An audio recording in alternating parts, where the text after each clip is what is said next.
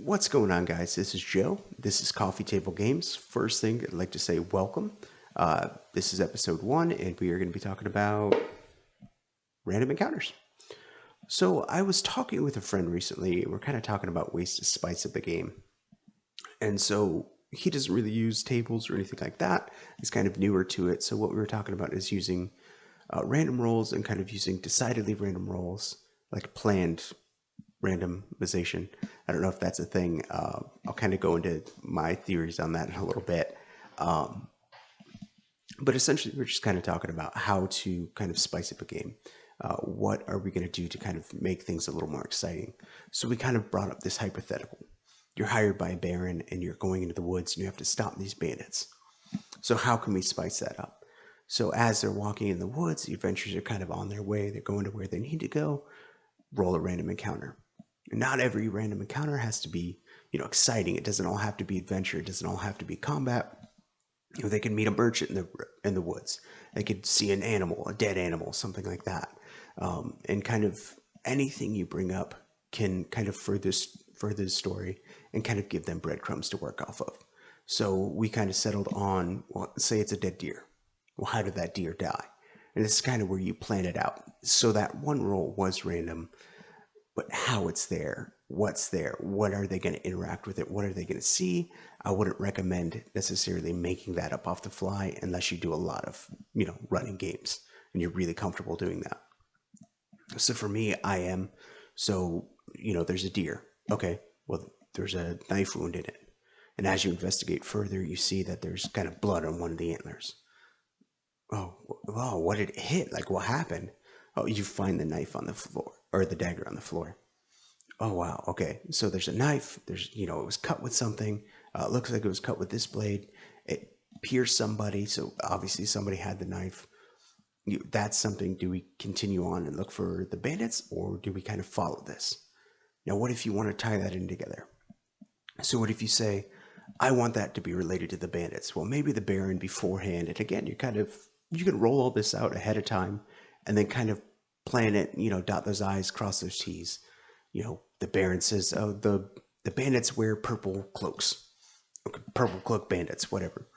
So on that deer with blood in the horn, and you find a piece of purple cloth. Even if it's a coincidence, even if it's just a townsperson robe or something like that, it's going to spark that, and it's going to make them want to look around. It's going to make them want to investigate more. So eventually, they find tracks, and they find blood and kind of broken branches, kind of leading off in, say, north. So you travel north and you follow these paths and you make it to an opening in the ground. And I rolled again and it was a cave. Okay, so you wander in and now there's a cave.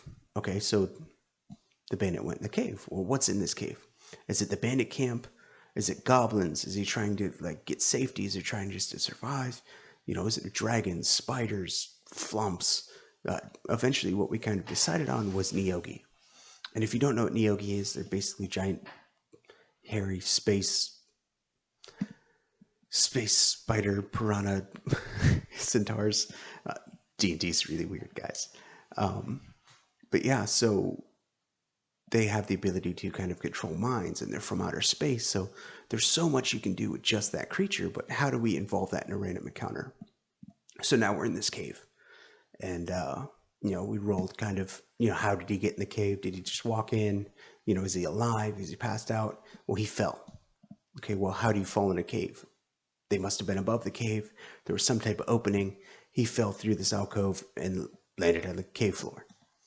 So now the players kind of have an option. Well, is this the only way out of the cave? We need to lower ourselves down. Are we going to go investigate further?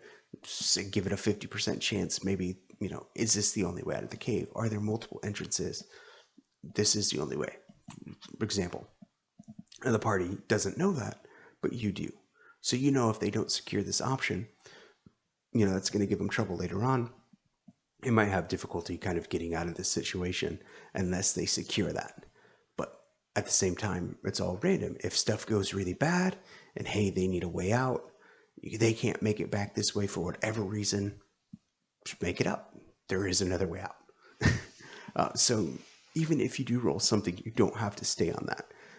If you roll the deer carcass and that doesn't play out, or that doesn't have the results you want, maybe somebody starts shooting arrows at them.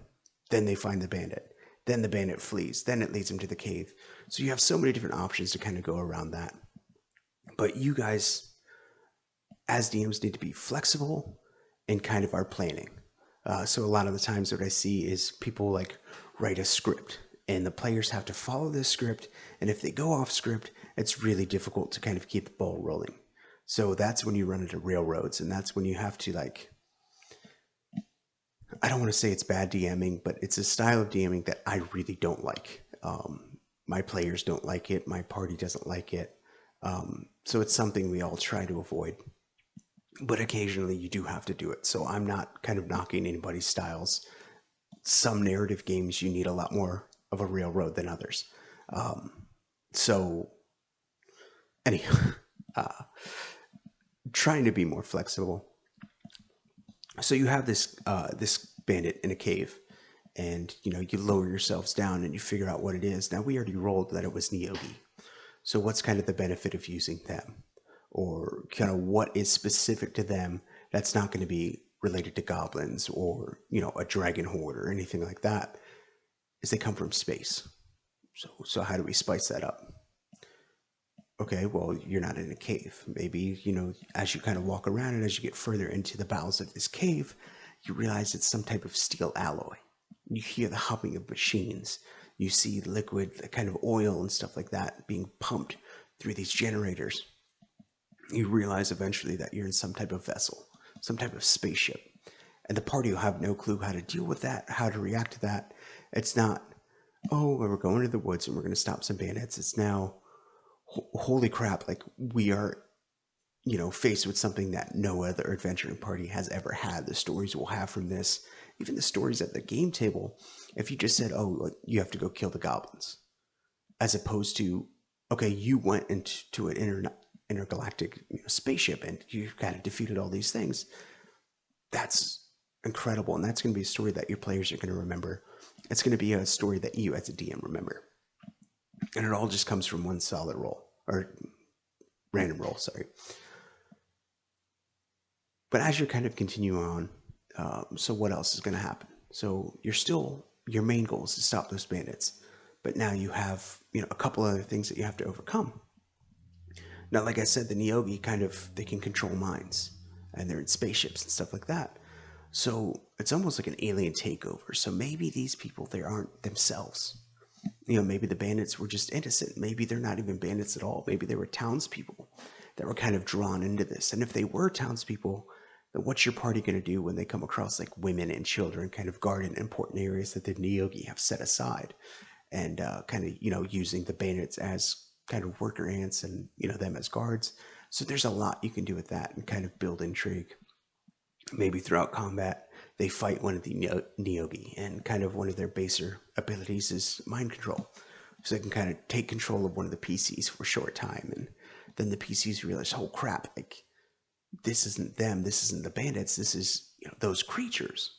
So now you have a kind of moral imperative of, do we kill all these bandits? Do we subdue them? Once we get rid of the alien kind of infestation, are they going to be freed? And then kind of as you press down, you're fighting through bandits, you're fighting through, hordes of Yogi and all this stuff. And, you get to the boss, and what do they want? Well, maybe they just want to go home. Maybe they need these people to repair their ship so they can leave. Maybe they're preparing for something, kind of fortifying for something way worse than what they are. And, maybe that gives the players a heads up, and maybe that leads into your big bad. Maybe that leads into your end game content. Or they're just, evil alien bastards who are trying to take over shit. So either way, you kind of have a lot of different ways to go with that. And, a lot of different things that can kind of happen, and how the party kind of deals with the Nyogi, and how the party ends up dealing with the bandits, kind of same thing. If they were innocent, do you let them live? Do you kind of explain this back to the Baron? And you have so many different options of ways for the story to go. So many different ripples, so many different kind of branching off options on, instead of just one set. You go into the woods, you fight some bandits, you get a little bit of gold. So that's just one way that you can use random encounters and kind of. I encourage you to kind of try that in your kind of prep time. Do a couple random rolls, see where it leads. Even if you end up not using it, it's a great thought experiment of, well, I get this random creature. How can I use that creature? And you might not use it now. You might use it in the future. You might never use it. But kind of that thought experiment of what would I do if this is what I got, or if this is what the only thing I had to use. Uh, I feel like it's going to make everybody kind of a little more flexible if you're a railroader, if you're a kind of open world sandbox person, if you're kind of in the middle. uh, it's at least a great training tool that you can use to kind of further your game.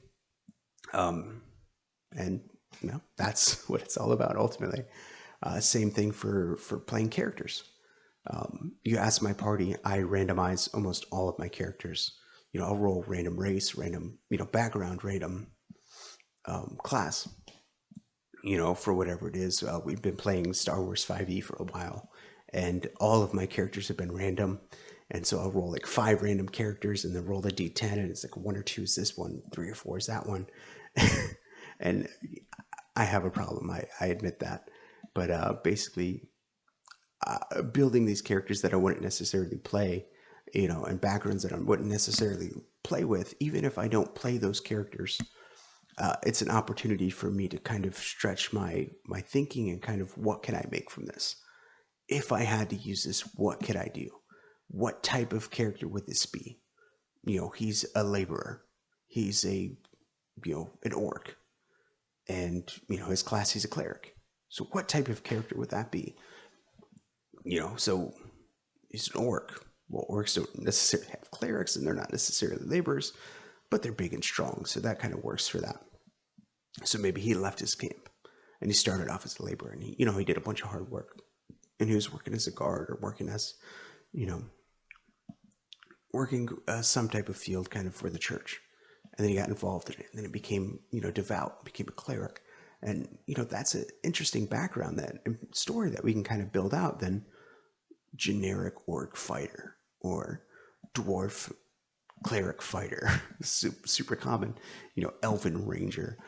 You kind of have all these opportunities to play characters that you wouldn't necessarily want to play, or wouldn't, not that you wouldn't want to play, that you wouldn't usually play. And it kind of is going to open your minds up that way.